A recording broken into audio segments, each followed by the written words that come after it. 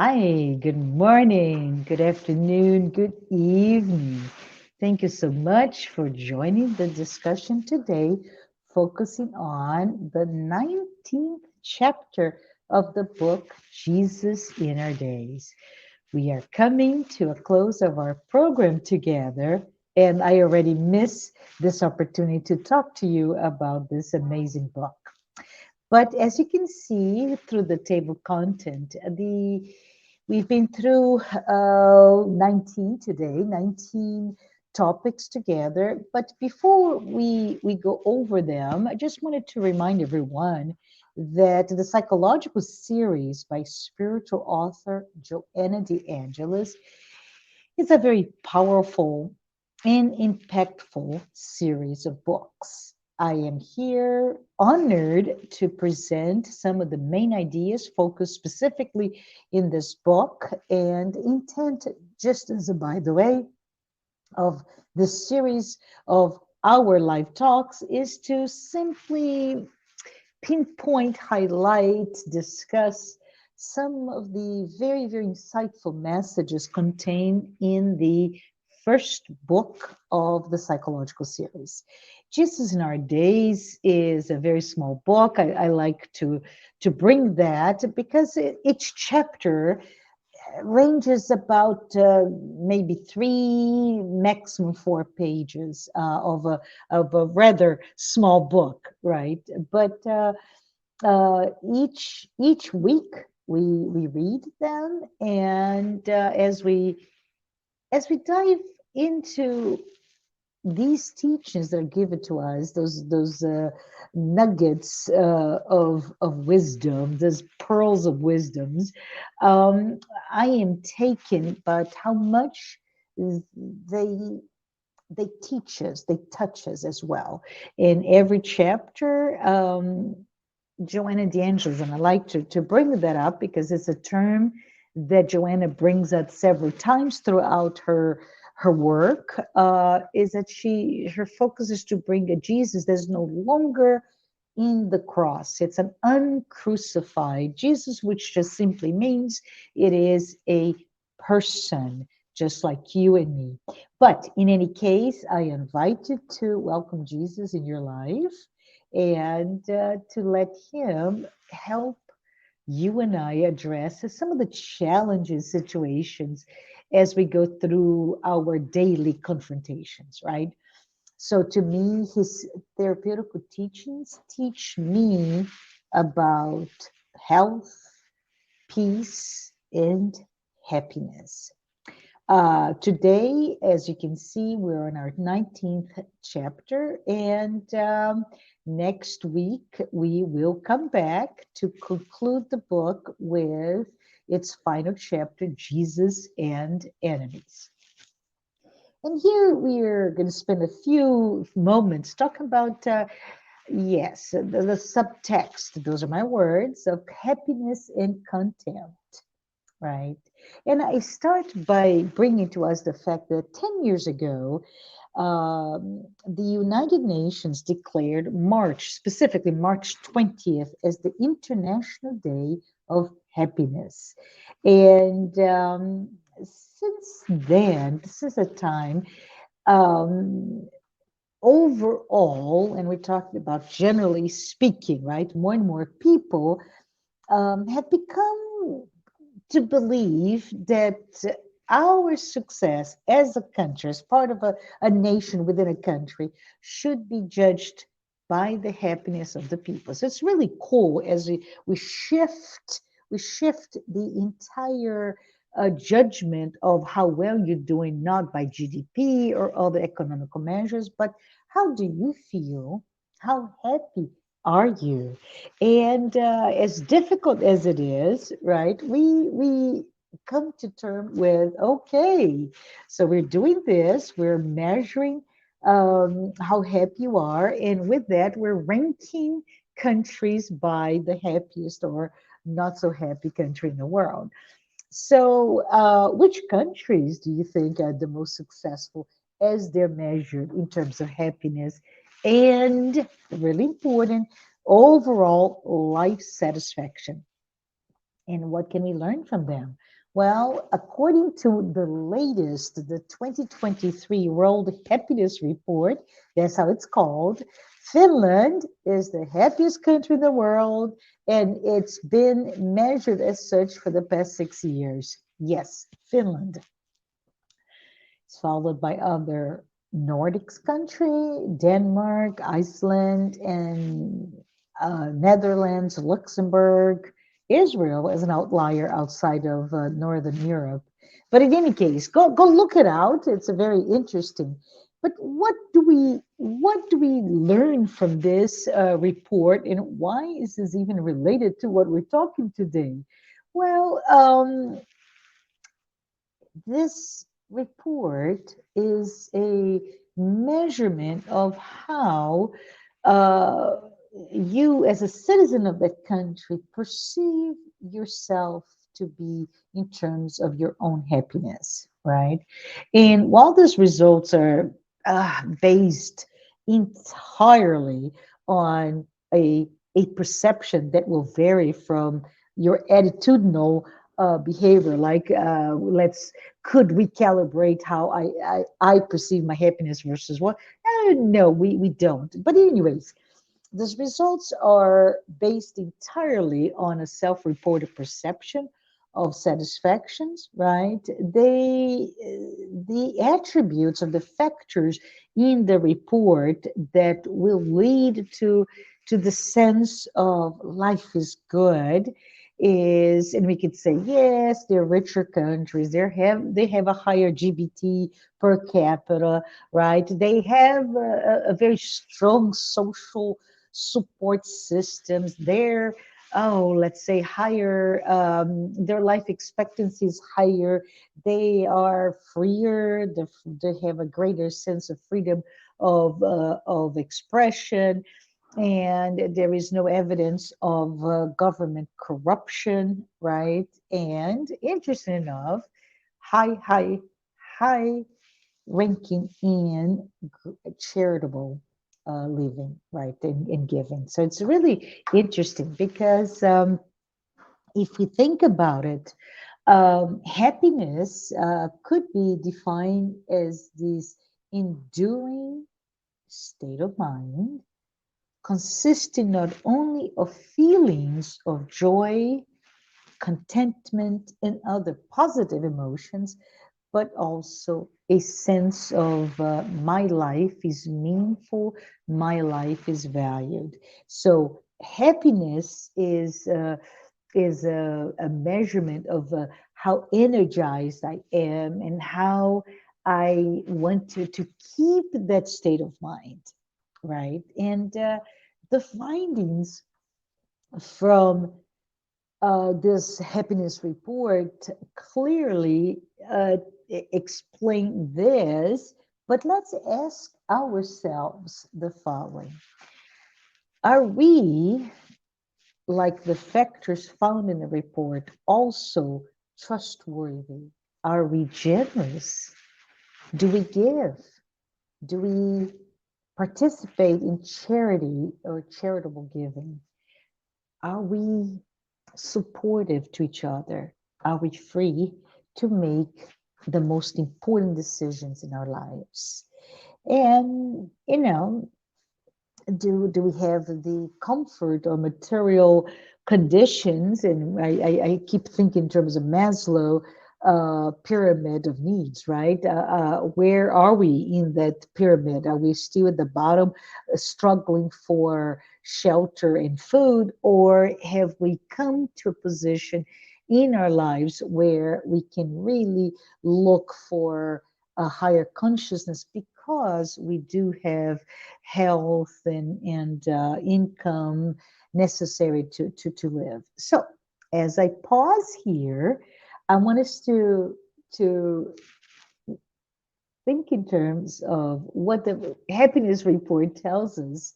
And it says the following: the development of virtuous behaviors, right? That develop needs a supportive social institution environment. right? So it is a country, which means there are boundaries around ensuring all of the infrastructure, that support system, the ability to be healthy and eat and have shelter, all of this. But I asked you, right? Is this enough? Is having the infrastructure enough for me to be happy? Well, let's go to Joanna De Angelis. What does she think about it? Well, she says the following, and I quote: the sentiments of love, charity, and gratitude, and justice, I'm sorry, love, justice, charity, and gratitude. Yeah, really important. Well, she says they are inherent in all of us. We are naturally good, and those feelings are denote a sense of nobility and beauty, right?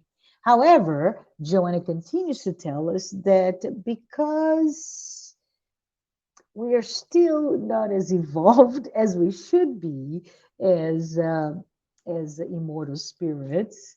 She says we still lag the maturity in terms of the acquisition of those values because we go back and we're more connected to our primitive instincts and yes, our atavistic um, inheritance that we bring, all of that that we bring from our culture, from the past, and our past lives, what we bring with us, and the collective unconscious. So all of it, and I put my hand to the back because I keep thinking that it's all behind me, but that's what feeds me unless I decide to do something different. So Joanna goes back to say, yes, these qualities that is forward-looking qualities of love, justice, charity, and gratitude.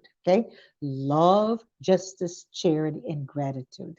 Those qualities do not simply manifest naturally to ourselves. So they're connected with nations and countries that are happy, right? And we all have that.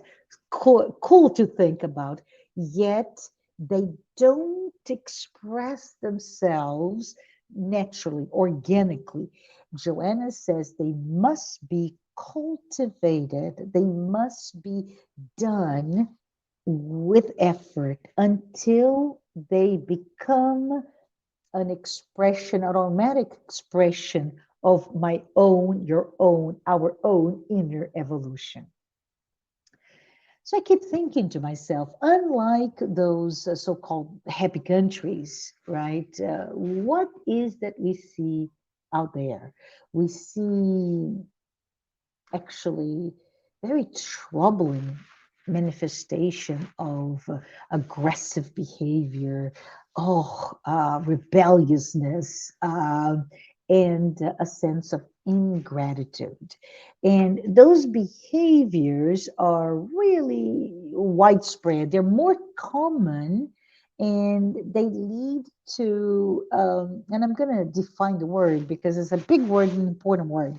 She says that they lead to a bellicose emotional and mental state in a climate for most of us humans. So bellicose simply means belligerent, contentious, quarrelsome, and this bellicose emotional and mental state just simply means that we are ready to spring into aggression, to fight for what I think is mine, right? It's this readiness to fight, and it leads to, can you imagine, from a fight or flight instinct that we have, if we're constantly innately ready to fight, it just in my mind it just simply means that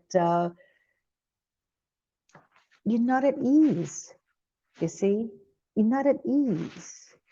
You see danger all around us. What is it that is dangerous to ourselves today? I laugh when I keep thinking, yes, the fight or flight instincts were key when perhaps we lived in the African savannas and a lioness could come at any moment to kill us, right? But we don't. Most of us don't live in that geography. What is it that is so dangerous and so life-threatening that most of us human beings have has that bellicose nature, that instinct to keep on being ready to fight, right? Well, think about it as an example. Um, there are currently, and we talk about 2022, 2023, several areas, major areas of conflicts and war. And by that, what we mean is that a war is defined as any conflict that has led to over 10,000 combat related deaths. So there are many out there. I'm not going to read that, but those areas of conflicts span in the Americas, South and Central America, Africa, Europe, and Asia. And we see some peaceful areas or pockets of peace today. If you look into the global map related to conflicts, is North America, U.S.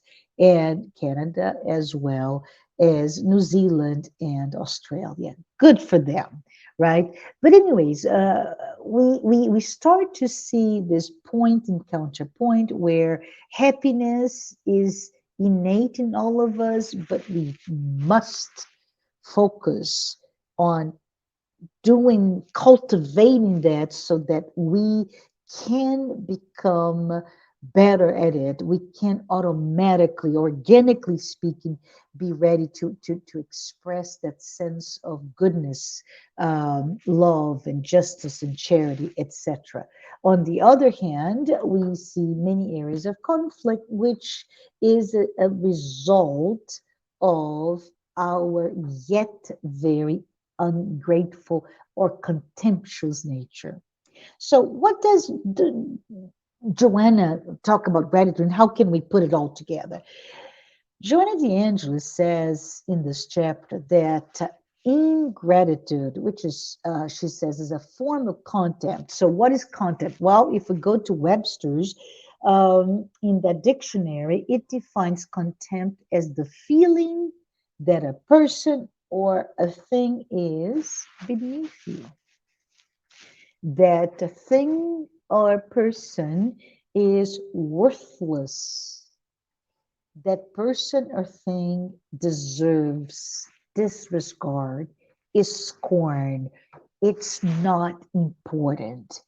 And she says that type of attitude of superiority, therefore, you're not grateful, is what she calls an imperfection of the soul, as a defect of the soul that needs to be corrected.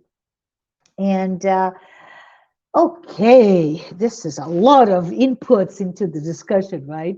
So, who and how do we show or demonstrate, express our lack of gratitude?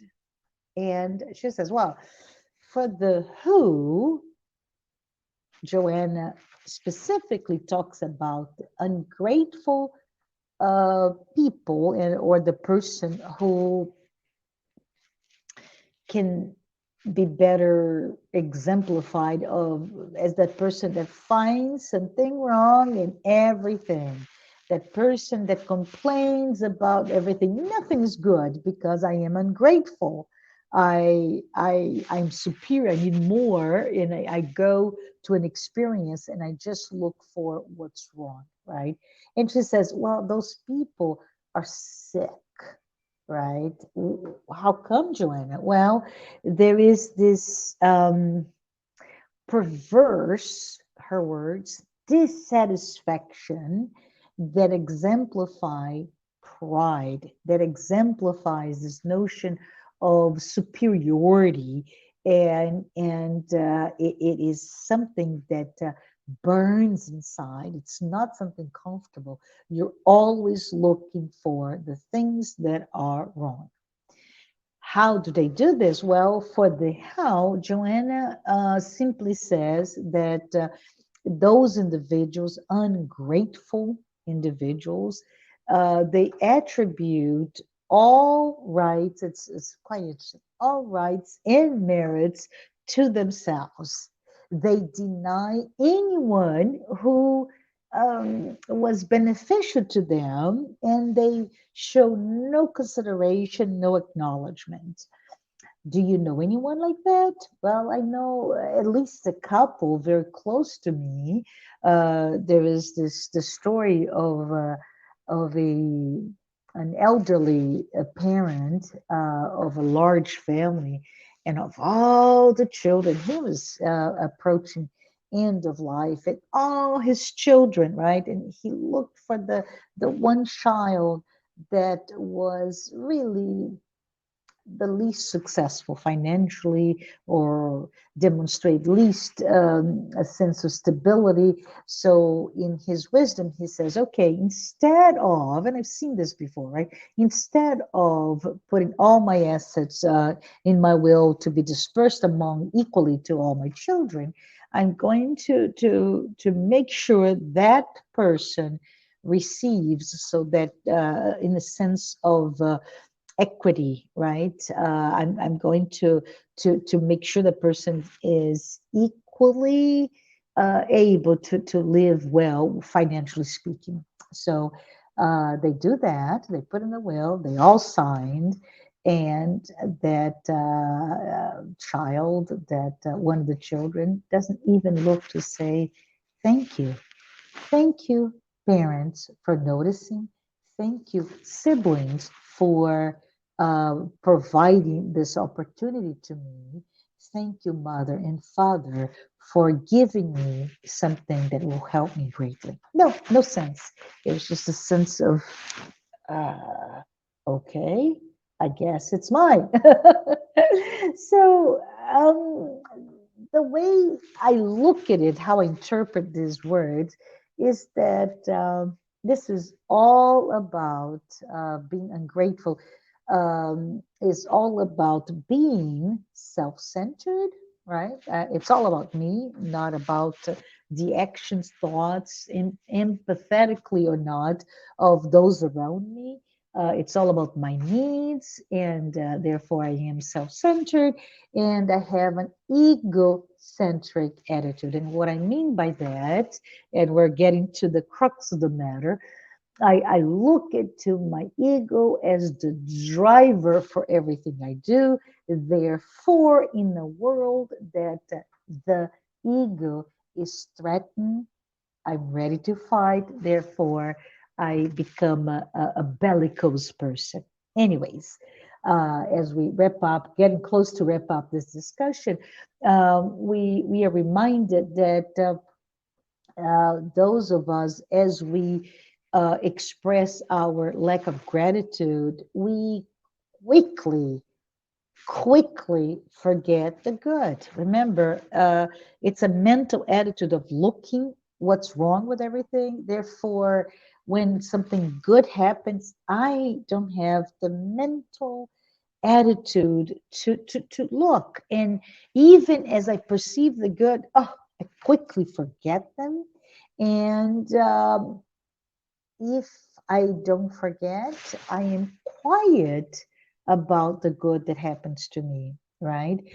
And as I am aware of, I am a recipient of something, an award, recognition, a prize, a gift, an inheritance, I automatically internalize that it was owed to me, right? I am so, my sense of self importance is so large that anything that comes my way is insufficient.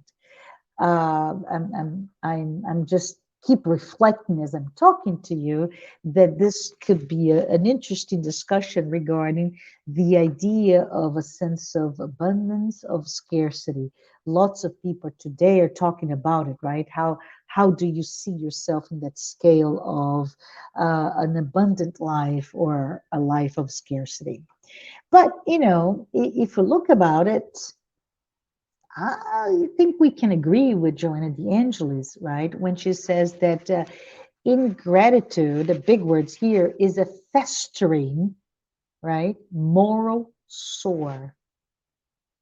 It is that wound in all of us whenever we express a lack of gratitude. When we feel that way and it festers, it grows, it's a mental attitude, and it really debilitates because of my own wound. I debilitate the social organization that I'm part of. So, as there are so many of us ungrateful people, right? More so than not, we are proud, we are independent, we are self sufficient, and I may depend completely from those around me. I will never acknowledge that. I am not willing to be a giving person and to acquiesce to all the good that is out there, to make this environment, this ecosystem that I'm part of, a happy one, one that can rise up to the index of the happy countries. But anyways, let's keep moving, because as we talk about those notions, we come with the idea of gratitude and healing in Jesus, right? The book is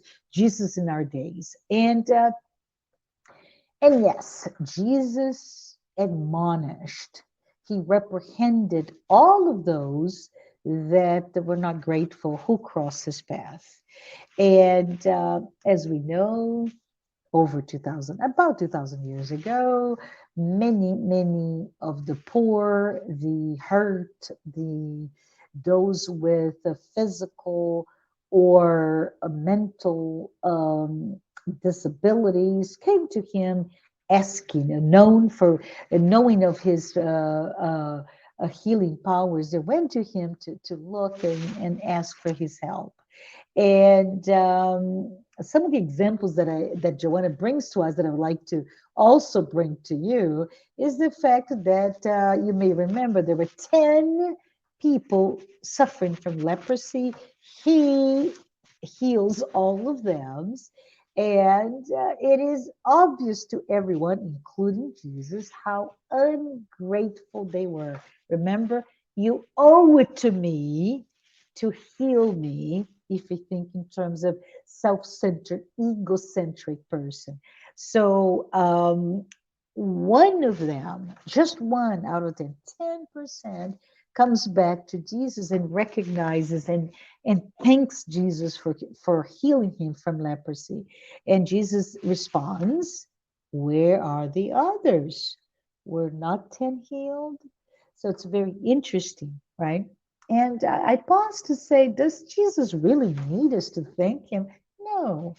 The lack of gratitude is simply a signal of the mind and conscience of those who are not well. And by that I mean who are sick. There is something that is there that is leading to an attitude that is not better in terms of representing its well being, representing his ability to be well. The psychology of gratitude is the last book published by Joanna De Angelis, authored by Joanna De Angelis, in collaboration with Divaldo Pereira Franco, that was published as part of the psychological series. And this book explores, there's an entire book about gratitude, right? It explores the significant role gratitude plays in our health, holistically speaking. And especially it focus in an era, a time that we, most of us, are so indifferent for the pain of the others, right?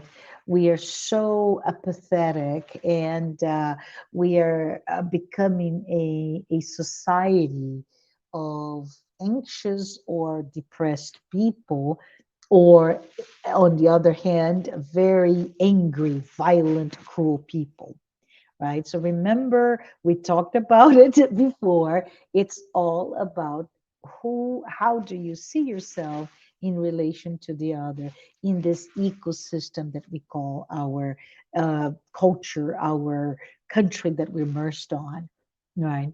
But if you are, and I would love for you to do that, if you're interested in reading about it, it's readily available online or printed. You also may want to explore just there is an interesting YouTube interview about this book, and it's in the form of an interview between Kirsten DeMello and Julio Padovan. I believe Julio was the translator of that work from the original in Portuguese into English.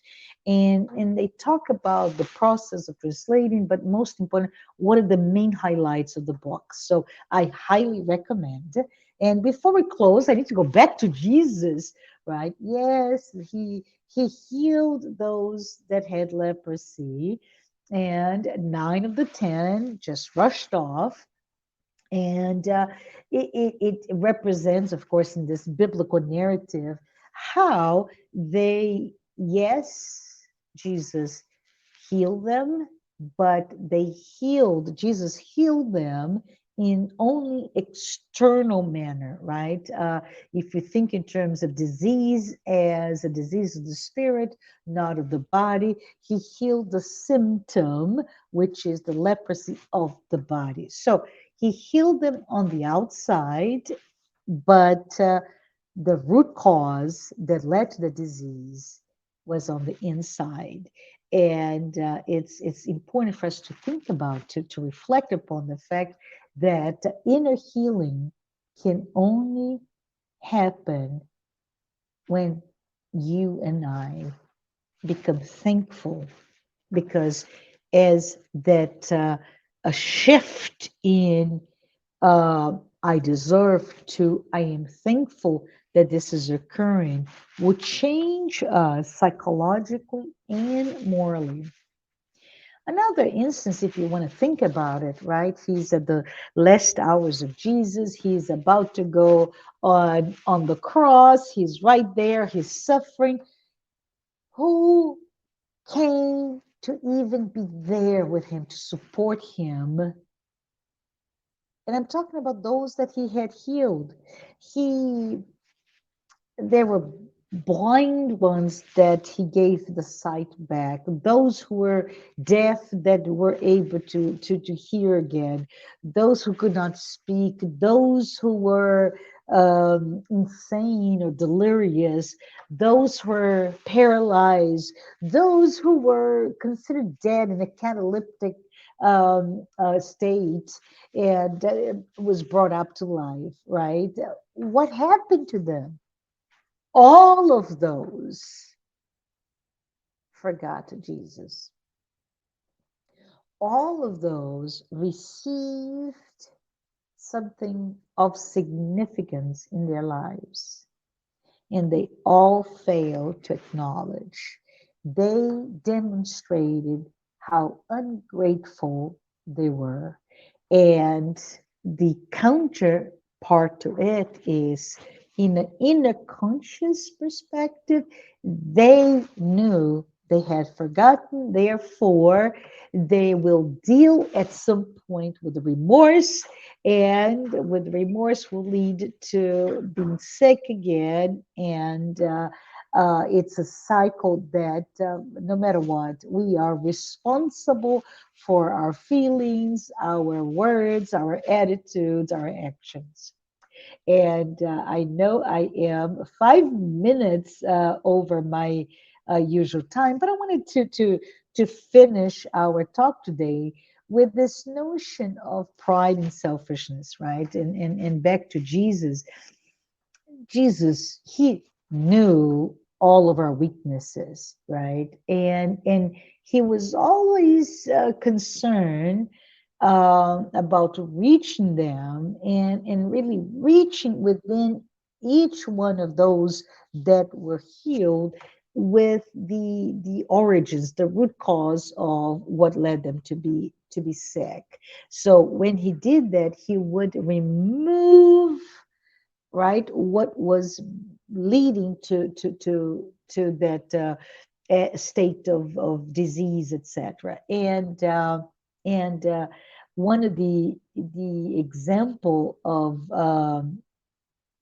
that is that anyone who would come to the, he would ask, follow me. But for you to follow me, you need to detach yourself from everything that is imprisoning you. The all the worldly things that bring you down, and his words, let the kingdom of God be in your heart. And it's very interesting because we this brings to a discussion about how we look for what's most obvious, right? The material nature of our lives. We look for all those things that supposedly give us a sense of contentment, but they only give a momentaneous, ephemeral joy that is usually led by a sensorial pleasure versus the spiritual joy, the sense of contentment, the sense that we're meeting our requirements to grow, right? So if we think about it, this superficiality our interest leads us to the need for immediate gratification, right? And because it is a cycle, very short cycle, by the way, I only focus on the external surface types of needs or desires or yearnings. I want that immediate gratification that leads, as we all know, to anxiety and some mental imbalances. So we, as immature spirits, right? We do things, and there's a little book by Shel Silverstein, The Giving Tree, right? And I remember reading this book. I was like, oh, that is so terrible because you just keep, the tree gives the fruit and you pluck it, and the tree gives the shade and you put a swing, and the tree does that, but you start cutting to do things for you, including all the way to the wood, the tree itself. And I read that and I said, how unsustainable that is for us to once be one-sided, to take and take and take and never give back, right? And so that giving tree should have a very different story if I were to write it on my own, from my own perspective or based on what we're discussing here. And the predatory, often predatory bent toward us satisfying an innate, immature need of my ego to make myself feel good. I don't look around, I take, I don't put it back until the moment where the poetry is over. I need shade and I need the fruits of the tree, and I'll go hungry because I was blindsided. I was unaware of my actions, right? The results of my actions.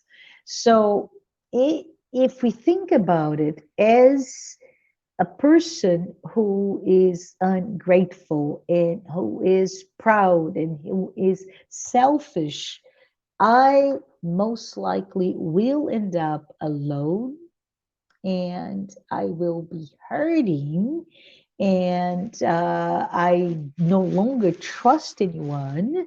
So I will become neurotic and I will, I will not feel loved. And in my pride, I will be ignored, but I will suffer because I no longer have what I need. So Joanna says, okay, do not concern yourself with those who are ungrateful in your path as you so love. This is beautiful, right? She says, press on, be the light that offer the source of light that offers light without looking at those people that say, no, I don't want your light. I prefer to stay in the darkness. That's their journey, that's their time. So she says, press on. And wherever you are, whenever you turn on your lamp, know that your light will be enlightening those around you regardless. And those who receive the benefits of what you do, who you are, how enlightenment or how much light you bring, they'll learn or not, and there will be a cycle that will come back to you. At some point, those individuals will remember you and they will then start to emulate your actions and pass on the gifts that you, on your term, passed on to them. So, Joanna says it's important that you understand that it's really irrelevant if what you do, like Jesus, brings a response from those people that you help. It's their issue. They'll become sick again in his case, right? So let's just keep on going. Let's be part of a happy family, a happy community, a happy, grateful group of people that sheds light, brings light to all of those around you. Anyways, I hope our discussion today can inspire you to begin each and every day with love, with courage, with gratitude. And I hope to see you next time when we wrap up our conversations with the last title, the last chapter, Jesus and Enemies. And we will then, at that point, to start to transition to the next book in our book club series. Thank you so much for being here with me. And I hope this was a good discussion. Bye bye.